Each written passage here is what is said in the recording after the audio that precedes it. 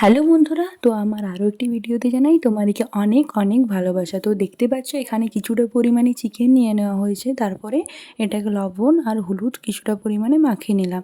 তো এখানে দেখতে পাচ্ছ পেঁয়াজ কাটা হয়ে গেছে। তো এখানে হচ্ছে তেলটা এখানে গরম করে নিলাম, তেলটা গরম করতে দিয়ে দেওয়া হয়েছে। তো এখানে ওই দেখো যে মশলাটা দেখতে পাচ্ছ, এখানে জিরে, ধনে, লবণ বা যা যা মশলাগুলো ওগুলো বুনু রেডি করেছিল, তো এখানে নিয়ে নিয়েছি।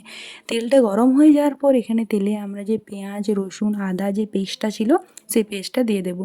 তো দিয়ে দেওয়ার পরে এবার মশলাটা ভাজা ভাজা করে নেবো। তো মশলাটা যখন তেল ছেড়ে আসবে তখনই আমরা চিকেনটা দিয়ে দেবো। তো দেখতে পাচ্ছ মশলাটা এখন পুড়তে শুরু করেছে, এরপর তেল ছেড়ে এসেছে, তারপর আমরা চিকেনটা দিয়ে দেবো।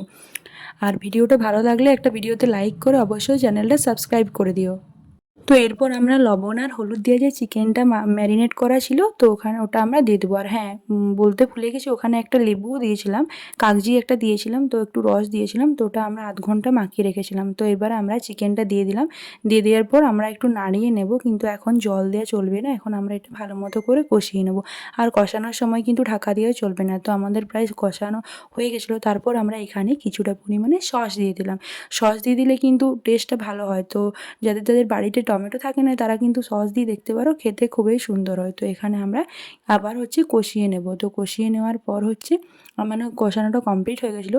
তো তোমরা কারা কারা চিকেন খেতে ভালোবাসো অবশ্যই কমেন্ট করে জানিও। আর এই চিকেন রান্নাটা কিন্তু খুবই ভালো হয়, সুন্দর হয়েছিল খেতে। তো এখানে আমরা কিছু না পরিমাণ জল দিয়ে দিলাম কষানোর পর, তারপর এবার আমরা ঢাকাটা দিয়ে দেবো। তো ঢাকাটা দিয়ে দেওয়ার পর খানিকক্ষণ পর আমরা ঢাকাটা খুলে নিলাম। প্রায় আমাদের চিকেন রান্না কমপ্লিটের শেষের দিকে।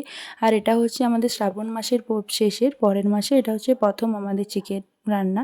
তো এটা খেতেও কিন্তু খুব সুন্দর হয়েছিল। তোমরা ভাত, রুটি বা বিভিন্ন কিছুর সাথে খেয়ে দেখতে পারো, খুবই সহজ, খুবই সিম্পল পদ্ধতিতে রান্না করো। তো এই দেখো এখানে হচ্ছে কিছুটা পরিমাণে আমরা এবার গরম মশলা দিয়ে দেবো। গরম মশলা দেওয়ার পর এই দেখো ফাইনাল লুকটা খেতে কিন্তু খুবই ভালো হয়েছিল। তো তো ভিডিওতে একটা লাইক করে চ্যানেলটা প্লিজ সাবস্ক্রাইব করে দিও। তো আজকের মতন টাটা, বাই বাই, দেখা হচ্ছে পরে ভিডিওতে।